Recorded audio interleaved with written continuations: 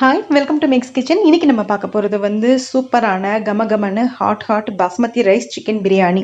குக்கரில் எப்படி சட்டுன்னு ரொம்ப சுலபமாக பண்ணலாம் அப்படிங்கிறது தான் இந்த வீடியோவில் பார்க்க போகிறோம். கிறிஸ்மஸ்லாம் வந்துட்டே இருக்குது, நியூ இயர் வந்துட்டே இருக்குது. ஸோ கம்மிங் சண்டே கூட வந்துட்டே இருக்குது. நீங்கள் ஈஸியாக வீட்டிலையே சிக்கன் பிரியாணி விதின் ஒரு 20 மினிட்ஸில் நீங்கள் பண்ணிடலாம். தம் போட்டு எடுக்க ஒரு 10 மினிட்ஸ் எக்ஸ்ட்ரா ஆகும், அவ்வளோதான் வித்தியாசம். வாங்க அந்த சிக்கன் பிரியாணி எப்படி பண்ணுறதுங்கிறத இப்போ பார்க்கலாம். நம்ம சேனலை இன்னும் சப்ஸ்கிரைப் பண்ணாதவங்க மறக்காமல் சப்ஸ்கிரைப் பண்ணிக்கோங்க. பக்கத்தில் இருக்கிற பெல் ஐக்கானையும் ப்ரெஸ் பண்ணுங்கள், அப்போ தான் நான் போடுற வீடியோவோட அப்டேட்ஸ் உங்களுக்கு வரும். ஒரு சிம்பிள் சிக்கன் பிரியாணி எப்படி பண்ணுறதுன்னு பார்த்துடலாம். இது பேச்சுலர்ஸ் கூட பண்ணலாம், பிகினர்ஸ் கூட பண்ணலாம். ரொம்ப ஓவர் டெக்னிக்லாம் கிடையாது. ரஸ்டிக்காக ரொம்ப சிம்பிளாக வீட்டில் இருக்கிற இன்க்ரீடியன்ட், சிக்கன்லாம் வீட்டில் இருக்காது, கடையில் தான் போய் வாங்கணும். சிக்கன் மட்டும் நம்ம போய் கடையில் வாங்கிட்டு மீதி எல்லாமே வீட்டில் இருக்கிறது தான் வச்சு நம்ம செய்ய போகிறோம். நான் வந்து பாஸ்மதி அரிசி யூஸ் பண்ணுறேன். ஆனால் பாஸ்மதி அரிசி தான் யூஸ் பண்ணணும்னு இல்லை, நீங்கள் சீரக சம்பா யூஸ் பண்ணிக்கலாம், பச்சரிசி யூஸ் பண்ணிக்கலாம், உங்களோட விருப்பம். பட் பாஸ்மதி போட்டால் கொஞ்சம் ரிச் ஃப்ளேவர் வரும். அதனால் உங்கள்கிட்ட இருந்தால் மஸ்ட் அண்ட் ஷுட் அது யூஸ் பண்ணிக்கோங்க, ரொம்ப நல்லாயிருக்கும். ஸோ நான் இன்றைக்கி 3 ஆளாக்கு அரிசி எடுத்துக்கிறேன், மீன்ஸ் 600 கிராம். பெரிய ப்ராசஸ்லாம் இல்லை. இந்த மிளகாய் அரைக்கணும், அந்த பட்டை கிராம்பு ஏலக்காய் பொடியெல்லாம் அரைக்கணும், அதெல்லாம் கிடையாது. டக்குன்னு பண்ண போகிறோம். இதை கழுவிட்டு 2 தடவை கழுவிக்கோங்க. அந்த தனியாக வேஸ்ட் பண்ணாமல் செடியில் கூட நீங்கள் ஊற்றிக்கலாம். நான் அதுதான் பண்ண போகிறேன். கழுவிட்டு மெஷர்மெண்ட்டை கம்ப்ளீட்டாக நம்ம எடுத்து அளந்து வச்சிட்டோம்னா அரிசி வேலை முடிஞ்சு. 2-3 டைம்ஸ் கழுவியாச்சு. ரொம்ப கழுவுனிங்கன்னா பாஸ்மதி ரைஸோட ஃப்ளேவர் போயிடும். நான் வந்து 1க்கு 1 தான் தண்ணி எடுத்துக்கிறேன் பாஸ்மதி அரிசிக்கு. நம்ம சிக்கனில் வேறு தயிர்லாம் சேர்க்க போகிறோம், அதனால் அதுலேயும் தண்ணி விடும். ஸோ 1க்கு 1 3. இதில் வந்து 3 ஆழாக்கு எடுத்திருக்கேன், 3 ஆழாக்கு தண்ணி எடுத்திருக்கேன். கம்ப்ளீட்டாக இப்போ இதை ஊற வச்சாச்சு. இது வந்து எப்போ நான் ஊற வைக்கிறேன்னா, சிக்கன் பிரியாணி பண்ணுறதுக்கு 20 நிமிஷத்துக்கு முன்னாடி அப்படிலாம் கிடையாது. இப்போது இங்கே இந்த அரிசியை ஊற வச்சுட்டு அடுத்து குக்கரில் தாளிக்க போகிறோம்.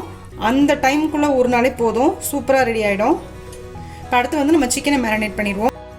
இப்போது மேரினேஷன் பண்ண போகிறோம். மேரினேஷன் ஒன்றையுமே முன்னாடி நாளே ஊற வைக்கணும் அப்படிலாம் கிடையாது. அரிசி ஊற வைக்கிற டைமில் நம்ம இதை ஊற வச்சுட்டா அந்த ஜூஸ் வந்து நல்லா இறங்கும், அந்த எசன்ஸ் எல்லாமே வந்து இந்த சிக்கனில் இறங்கும். அதுக்காக தான் சட்டுன்னு பண்ணலாம். ஸோ கொஞ்சமாக இஞ்சி பூண்டு பேஸ்ட்டு, சிக்கனுக்கு தேவையான அளவு. அதுக்கப்புறமா தனி மிளகாத்தூள், கடையில் வாங்கின மிளகாத்தூள் கூட நீங்கள் யூஸ் பண்ணிக்கலாம். ஒரு 1/2 ஸ்பூனில் இருந்து 3/4 ஸ்பூன் போடுறேன், உங்கள் காரத்துக்கு தகுந்த மாதிரி. பிரியாணி மசாலா, நான் வீட்டில் அரைச்ச பிரியாணி மசாலா இது. உங்கள்கிட்ட வந்து பிரியாணி மசாலா இல்லைன்னா கடையில் வாங்கின பிரியாணி மசாலா கூட ஓகே தான். கரம் மசாலா இருந்தால் கூட போட்டுக்கோங்க. ஸோ பிரியாணி மசாலா அது வந்து ஒரு 3/4 ஸ்பூன் போட்டிருக்கேன். அதுக்கப்புறமா தயிர் வந்து ஒரு 2 ஸ்பூன் தயிர் போட்டிருக்கேன். அப்புறம் உப்பு போட்டுட்டு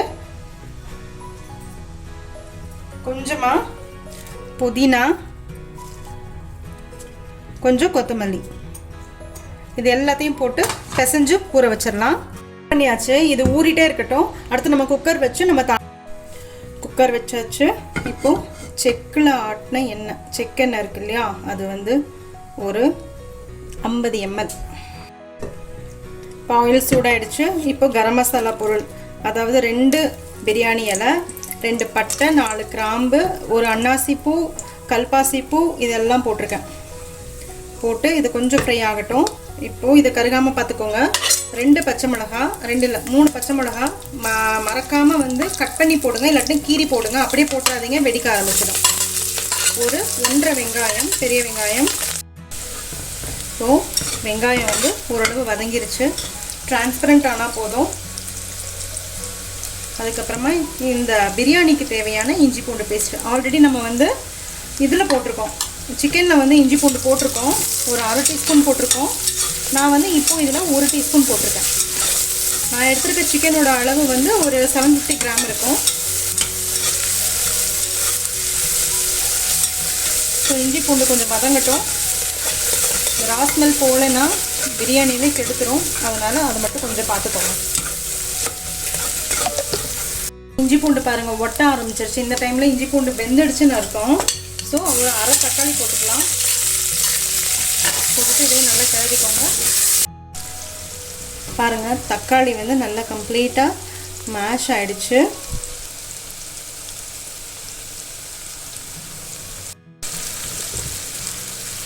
நல்லா வெந்துடுச்சு குழைவா. இந்த டைமில் நம்ம ஊற வச்சுருக்கோம் இல்லையா சிக்கனு, அதை போட்டுடலாம்.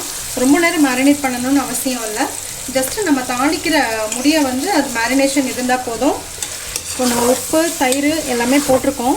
தயிர் மட்டும் இன்னும் கொஞ்சம் ஆட் பண்ணுற மாதிரி வரும். ஏன்னா நம்ம சிக்கனுக்கு உண்டான தயிர் தான் போட்டிருக்கோம், அரிசிக்கு உண்டான தயிர் போடலை.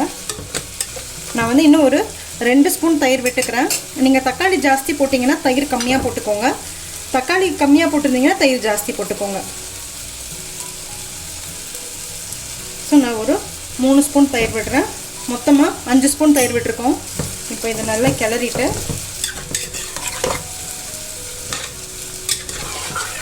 மூடி போட்டு வைப்போம். இது கொஞ்சம் நேரம் வேகட்டும். நான் மூடி போட்டு ஒரு 5 நிமிஷம் குக் பண்ணியிருப்பேன். பாருங்கள் தண்ணி நல்லா சிக்கன்லேருந்து நல்லா தண்ணி விட்டுருச்சு. ஆல்ரெடி நம்ம தயிர் வேறு போட்டிருக்கோம், 5 ஸ்பூன் தயிர் போட்டிருக்கோம். ஸோ அதுவும் இருக்குது. அதனால தான் அதெல்லாம் வந்து அட்ஜஸ்ட் பண்ணி தான் நான் வந்து 3 கிளாஸ் தண்ணி விட்டது. இப்போது இதில் ஆட் பண்ணிக்கலாம் அரிசி எல்லாமே. அரிசி தண்ணி ரெண்டையும் ஆட் பண்ணிடலாம். ஸோ நான் ரொம்ப நேரம்லாம் ஊற வைக்கல. ஜஸ்ட்டு குக்கர் ஏற்றுறதுக்கு முன்னாடி அரிசி கழுவி நம்ம ஊற வச்சோம். அதுக்கப்புறமா இமீடியட்டாக நம்ம தாளிக்க ஆரம்பிச்சிட்டோம். சிக்கன் மேரினேட் பண்ணிவிட்டு இமீடியட்டாக தாளிக்க ஆரம்பிச்சிட்டோம். ஸோ இந்த மசாலாலாம் கம்ப்ளீட்டாக எடுத்து விட்டுருங்க. இப்போது குக்கரில் தண்ணிலாம் ஊற்றி அரிசியும் போட்டாச்சு. இது ஒரு கொதி வரட்டும். அது முடி நம்ம மூடி வச்சுக்கலாம். ஏன்னா உப்பு காரம்லாம் கரெக்டாக இருக்குன்னு செக் பண்ணிவிட்டு அதுக்கப்புறமா க்ளோஸ் பண்ணணும். பார்த்திங்கன்னா ஒரு மூடி போட்டு வச்சுருந்தேன் இல்லையா, ஒரு 2 நிமிஷம் தான் ஆயிருக்கும். உங்களுக்கு நல்லா இது மாதிரி தளன்னு கொதிக்க ஆரம்பிச்சிருச்சு. இப்போ நம்ம வந்து உப்பு காரம் புளிப்பு எல்லாம் செக் பண்ணிக்கலாம். உப்பு பத்தலைன்னா உப்பு போட்டுக்கலாம். காரம் பத்தலைன்னா எக்ஸ்ட்ரா மிளகாத்தூளோ இல்லை பிரியாணி மசாலா கரம் மசாலா அது மாதிரி போட்டுக்கலாம். கொஞ்சம் புளிப்பு வேணும் அப்படின்னு சொன்னால் நீங்கள் லெமன் ஜூஸ் புழிஞ்சிக்கலாம். ஸோ இப்போ நான் ஒரு தடவை நான் செக் பண்ணிக்கிறேன் உப்பு காரம்லாம் கரெக்டாக இருக்கான்ட்டு. ஸோ இப்போது நான் நெய் போட்டுட்டு இதை மூடி வச்சிடலாம். கம்ப்ளீட்டாக மூடி இருக்கிறதுலே லோ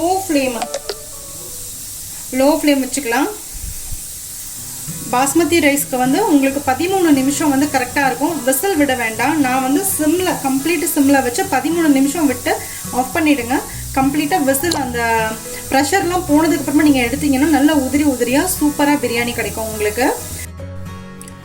குக்கர் வந்து 13 நிமிஷம் ஆகி நான் ஆஃப் பண்ணிட்டேன். இப்போ ஸ்டீமும் கம்ப்ளீட்டாக போயிடுச்சு. எடுத்து பார்க்கலாம். பாருங்கள் சூப்பராக நல்லா பொல அடியே பிடிக்கல. பாருங்க எவ்வளோ அழகாக வருதுன்னு.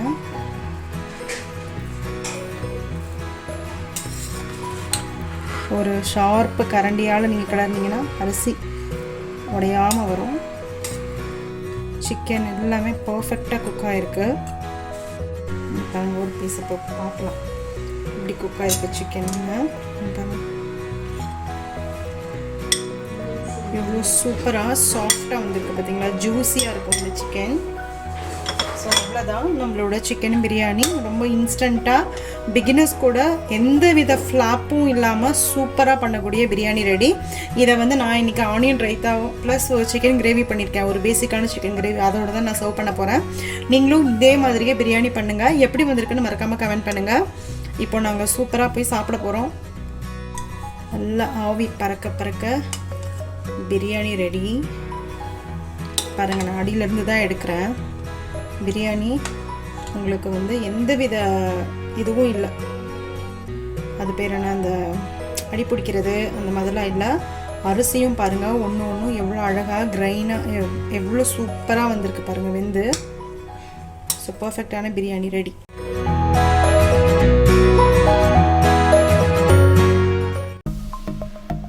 சப்ஸ்கிரைப் பண்ணுங்கள், மறக்காமல் பெல் ஐக்கானை ப்ரெஸ் பண்ணுங்கள். அப்போ தான் நான் போடுற வீடியோஸோட அப்டேட்ஸ் உங்களுக்கு வரும். லைக் பண்ணுங்கள், கமெண்ட் பண்ணுங்கள், ஃப்ரெண்ட்ஸோடு ஷேர் பண்ணுங்கள். தேங்க்யூ.